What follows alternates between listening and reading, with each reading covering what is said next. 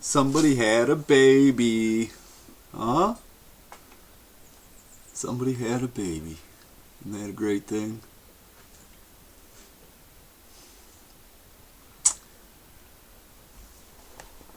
You know, people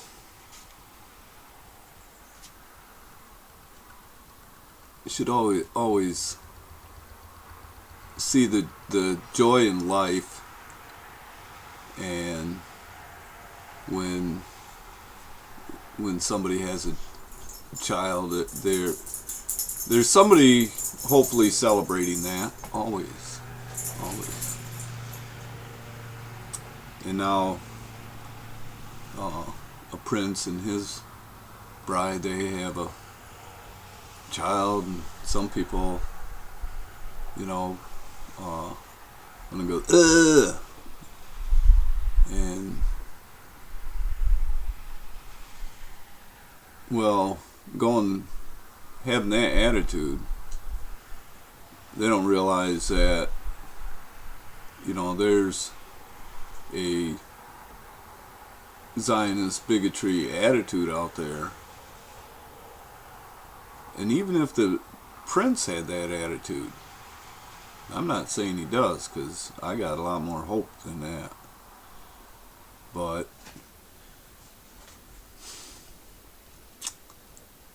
even if the prince had that attitude, I mean, if my enemy had a child and somebody I was, in disagreement with and, warring against, trying to gain what I would say is rightfully mine and all that, and being at odds, if they have a child, I'm still gonna congratulate them and still gonna, say, well, bless you and I hope it all works out, for your kid's sake too and stuff. And as far as people, worried about some prince of darkness being born, it's like, well, those people, you worried about that, then, pray the devil don't get the child. Simple as that. Simple as that. Don't give the kid away to to the devil. I don't. And I congratulate the royal couple. And if they weren't proud and happy, and it's like, to the prince too, like, it's like, I trust him, treat that child right, and if he doesn't, shame on him, and stuff. But he knows. I mean, you gotta hope for the best, and you gotta hope that people learn things that they need to learn. It's not like everybody knows everything they need to know before they do it. They're finding out, making choices all the way. They're on a journey. And they're on a journey, and you're on a journey, and I'm on a journey. We're on these journeys. And there's a lot of preconceived judgments that are going on that it's just, to me, it's just our school against their school mentality, us and them, or something like that. You're just rooting for your team, and it's like, hey, this is the real life. It's serious. We're not playing a game here. We don't have to have that school mentality, school spirit. And yeah, you do for your own life and what you're doing, but we're in the real world, we're not playing the game like on a field with referees and it's all fair and everything. I mean, those games they're playing there, that's not the way the real world is anyways, because on those games, mostly you do get a fair chance to do your thing and show what you got. And when others are cheating against you, they get called on fouls and and it is a lot better refereed than the real world. Often I wished it could be more like games as we understood games, because you played by the rules, and what happened, they didn't play by the rules, and they changed the rules to even do that. And but yeah, I don't think that sending out, bad vibes toward a couple with a child is honorable. And but to, you know, respond to the way the media is handling and all that, I'd agree. Yeah, there's a lot of stuff really going on, and they have to, break in with an announcement. Well, that'd be a lot more justified if they were breaking in with other announcements of, really important things that are going on, that need to go on, and that the media was actually, it'd be nice if they were helping the people. JFK asked for that. Even recognized it couldn't be done without that help. Willing to literally expose what was going on. And I think that he was willing to do that. A lot of people have been willing to do that. They're caught up in games. So what if somebody's born into a family? They're still getting programmed, but the program don't sit the same with everybody. And I think the human being is created really awesome, that, for everybody, no matter what condition and state in life they were born, have these challenges. And life's kind of like it's a problem, and we figure it out. And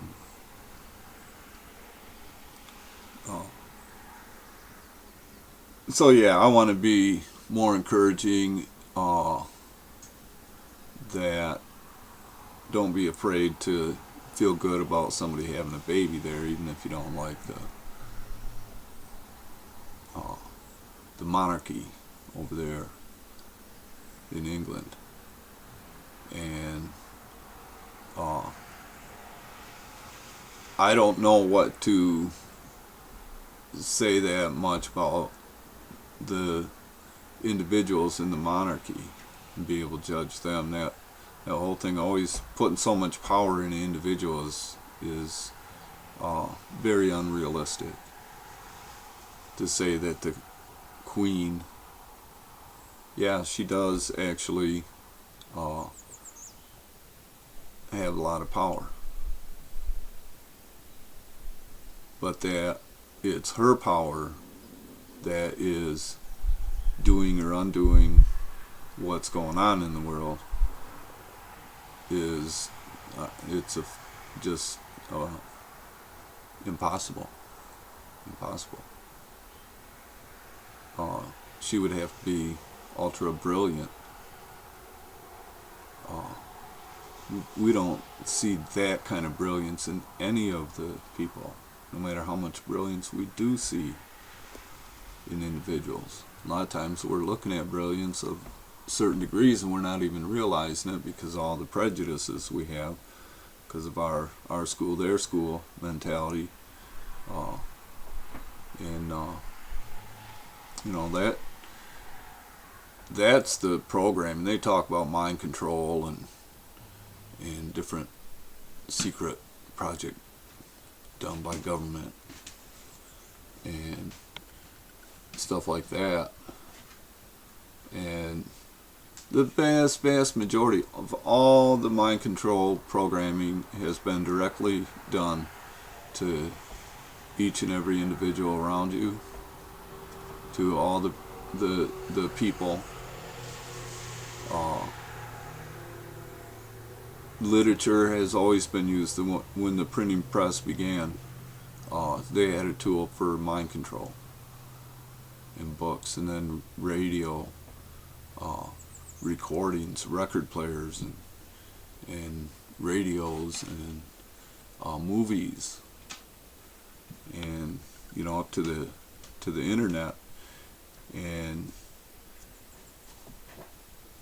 there's always been this trying to manipulate certain people, the way they think and everything. That's war. That is what war is. There's this war that's really been going on, which is kind of the way that things are going against the principles of God and the obedience, and the forgiveness and all that. Which way is going to prove to be the right way or the wrong way? Who's the survivors? And so people have always tried to control ways that people think, and don't give you time to even think. Start asking you questions. I've been reviewing my videos a little bit, and there's a lot of pauses. I pause a lot. And I'm choosing my words because there's a lot of ways to say things. And, I'm trying to remember what I really want to get at. And, believe me, the videos are a lot shorter because those pauses are there, because otherwise I would have been filling in a bunch more information. And, but hoorah for the Prince and the Duchess. And if you had a child or a grandchild was born in your family, or whatever, it's like, congratulations there too. That's what life is about. This world made us afraid to have children.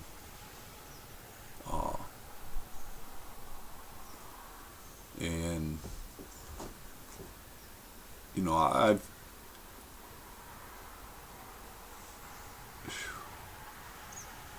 I got married intentionally to have children. I knew with what I'd gone through and the way I saw that the world was, and that I couldn't just buy into it, and that I was going to have to just do my own thing instead of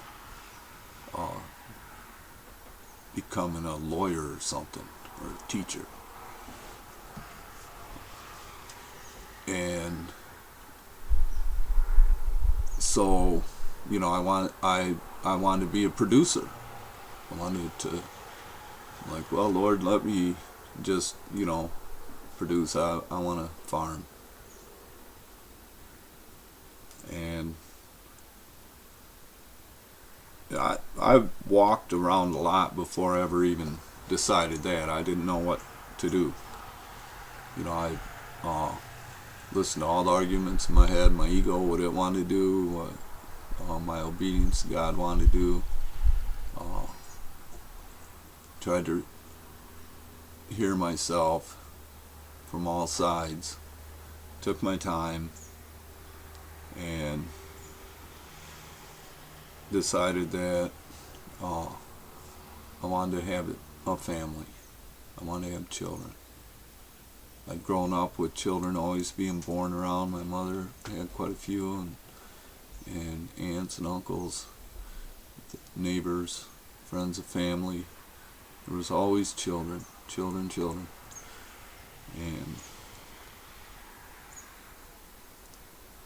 And I always held children and helped with children and understood all that, and it came very natural. And to me, I felt like everybody was that way. And everybody knew kids, children, we're good to them. And, I don't remember any complaining about changing diapers or any of that kind of stuff. later on, all that, I mean, all I remember is that you do what you got to do, and then you do whatever you want after that. And everybody did what they had to do and took care of the needs and didn't question that. You know, continued on. It wasn't a big deal. And but I knew that I didn't have motivation in the world the way things were. And I also did have this feeling of this impending doom, and I was resisting it. And I had already quite thoroughly rejected the rapture doctrine and the pre-trib rapture that I'd been taught. When I was in high school, I was already had fully questioned all that, and it was not something that I just believed in. And though I wasn't saying that I knew and that there wasn't a rapture and stuff, but I was not buying into it the way we were taught. And so I'm feeling this like, you know, we need to be raptured, and this whole rapture, it was like this temptation, like to trust in this rapture. And I'm like, no, you know,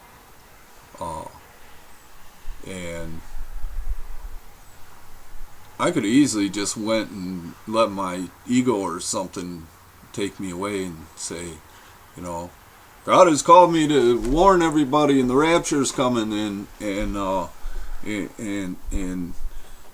take the Bible verses and use them however I wanted to prove my point, and because the doomsday, I was feeling it. I was feeling it.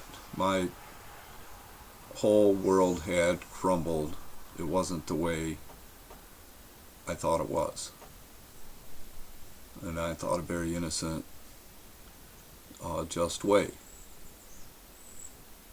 Not perfect. But what I ended up realizing, that not only was it fundamentally flawed,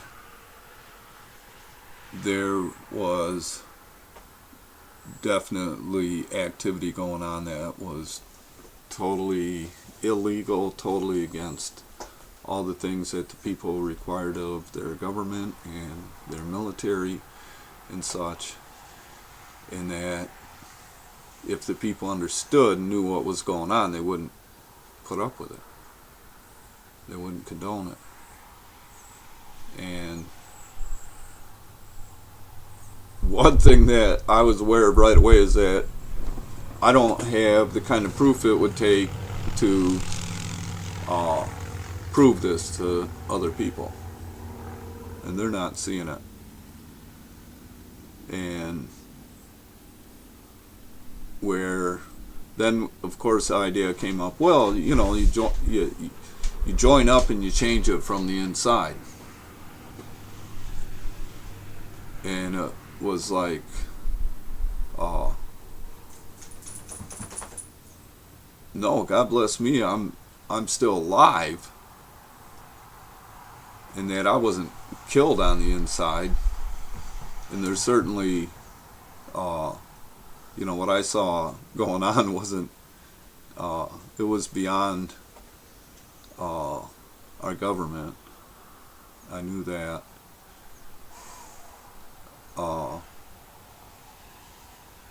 I had twice demanded a congressional investigation when I was in the service, and that was taken very seriously. I saw that there was some real serious fear, and I was moved around real quick when that happened. And so when I came out of the service, I mean, my world was not what I thought it was, and I wasn't prepared for what it was. Nobody had prepared me for that. My pastors didn't, my parents. You know, even though they were saying all the words and saying that God's saying this, and they're all saying this stuff's going to happen, and I'm seeing that it's happening. And it is that way. And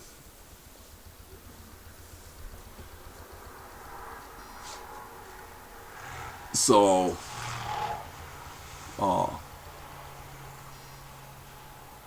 and at that time, you know, I was not that comprehensive of all the things as I'm saying them now. It was, you know, a lot of gut feelings going on, a lot of, you know, something in your heart and you can't quite put it in words. You know, I know when I'm violated. I know when something's wrong. I didn't always know why or who or what was going on. But I had nothing to motivate me because I was being motivated by the world to become a part of it, get my career, my job, my position in it, make my mark. And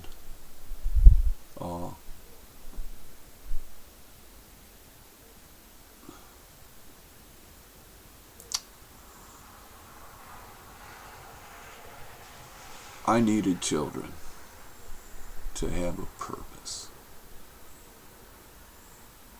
because I did come to a blank, and I saw that I didn't need like a bunch of people.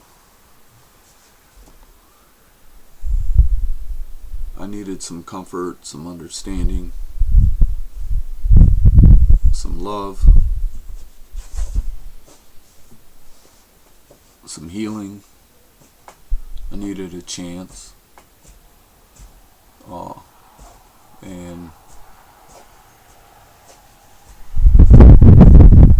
And I got a job on a dairy farm and got married. And I was naive about a lot of stuff, just, you know, like the children thing. They were always around me. I was really good with children, and you know, here I'm already gonna get married to this gal, and she says she's never even held a baby. And I couldn't quite comprehend that at the time. And of course my attitude like, well, isn't she gonna be blessed? You know, you're gonna love this. But the world always making it this negative. She got flooded with all the, oh, how can you do it? Oh, that must be horrible. You know, it's like, you know, how can, what kind of diapers do you use? You know, you use diapers, whatever kind. You take care of the children's needs. And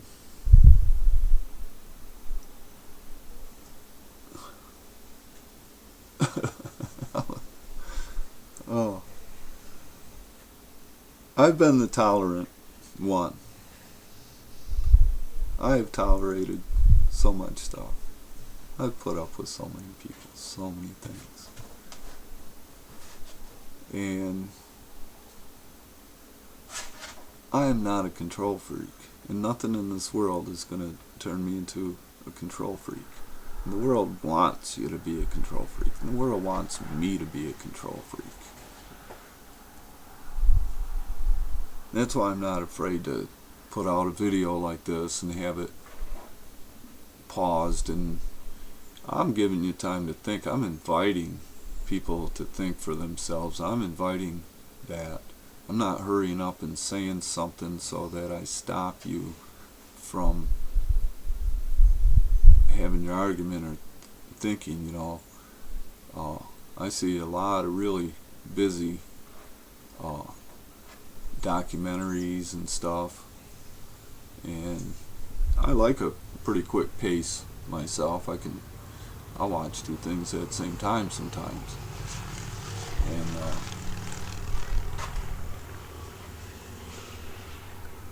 But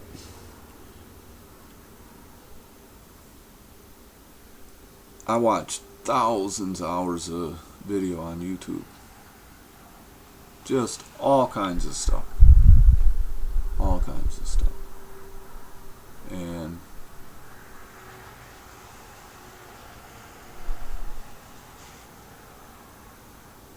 just trying to get stuff into focus. Okay, I had my own experiences, what I knew, and I'm listening to others. And as I'm getting down, like documentaries are one thing, and then when you start listening to interviewers and radio hosts, and they're being a lot more personable about things,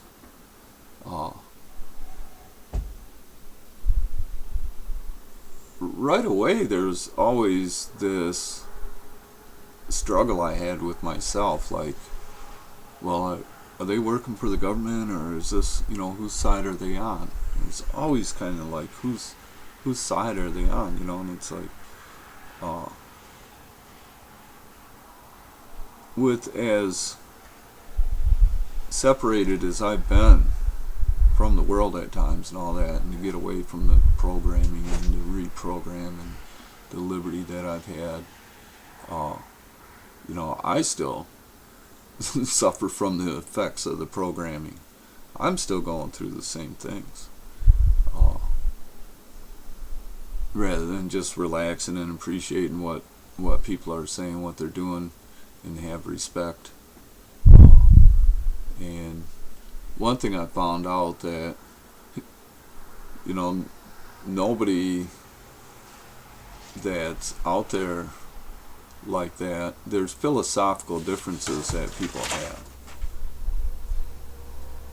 But pretty much everybody is on the same side of this war that we're having. But man, we're so hard. We're learning to be judgmental of each other and try to decide who somebody's about, whether they're about God's business or man's business, or well, I'll assure you, we all come from being about man's business.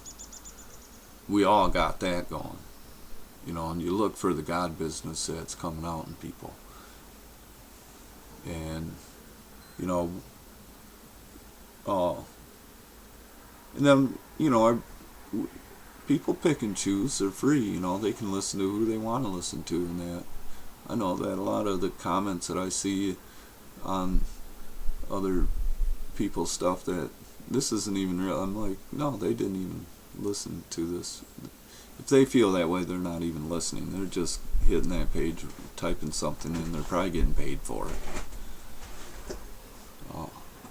Or it's part of their training. Here, go do this, and they're giving an exercise. Here, get on YouTube and just, make distracting comments that when people read them, it's just going to be a waste of time for them. And they're just trying to waste people's time. And but then there's always, people who strongly feel opposed, somebody, and so they're,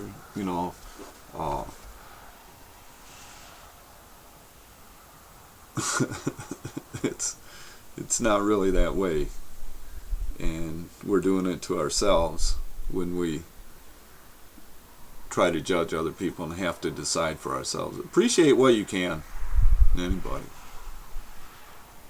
The more careful you become to really be disgusted and hate somebody or be turned off, those people can change. And if you don't want them to change because you want to be right and you want to be able to be disgusted, that's pretty disgusting too. So look at yourself about, what's our motivation? Be disgusted at evil. I am. Individuals, I see some angry or awful looking man's face, on a video, they make somebody look really bad. I see myself. I know that feeling. I've been there. That could be me. So just because somebody gets portrayed certain ways and all that, we're being used to get each other against each other too, just by being ourselves. And the world is saying that's not right, so that's having that negative effect. Just somebody's free stand all of a sudden causes a great big ripple in the crowd, and it becomes kind of divisive. And I'm saying that our division shouldn't be in our imagination and in ourselves. We should relax more and not have to decide for ourselves. I got where I didn't care. I'm like, I don't care who he's working for. I'm gonna listen to this, and admire the talents that people have and the qualities that they have. And listen, then you find out how much we really are all on the same side. First couple times I heard Vinny Eastwood, I'm listening to a lot of stuff. I don't know who he was interviewing, and he's laughing and cackling away about some horrendous, horrible stuff. And I'm listening to this, and I'm like, whose side is he on, right? And I could not make the judgment at that time whether he thought it was funny that babies were being killed or whatever, or that he was laughing at the hilariousness of the ignorance of what we become and what's going on in the whole picture, and so so unbelievable, and where you need to see it in a comical way, because the heart can only take so much pain as we comprehend the evils around. And there's different ways to handle it. And I had to listen to him a few times before I was like, no, this guy, he's totally in the fight, even if he doesn't even know what he believes in. Because that's a lot of times the case too. We're not even sure what we believe in. And we're just trying to be honest with the information that we have as we have it. I've seen a lot of people out there that way. But yeah, man, the prince had a baby. Yeah, isn't that cool? God bless them. And, bless all those people around too. Some of them look like they need something to brighten up their lives, if that's what it takes. This world's been killing us by the millions. Come on. To say the Queen of England's doing it or something like that, it's ridiculous. Say Obama's doing it, it's ridiculous. Okay. But it's being done, and that's something that we need to acknowledge. We're living a lie. We've been living a lie. And as we live lies, those lies hurt us, because they have fundamental effects on our choices, what we do, what we allow in our lives and not. We either miss a lot of stuff, and that's mostly we're missing what's there available for us. It isn't so much that people are doing things that are creating all this horrible stuff to happen to them. No, they're just missing on some realness that is out there. It's a lot better than the way things have been. And I think we need to respect lives more, our lives, and the child of a prince and a duchess too. fool you on all the hype and all that, I'm with you. You know, that doesn't mean much. But even those people that it means something to them, they can have it in that. But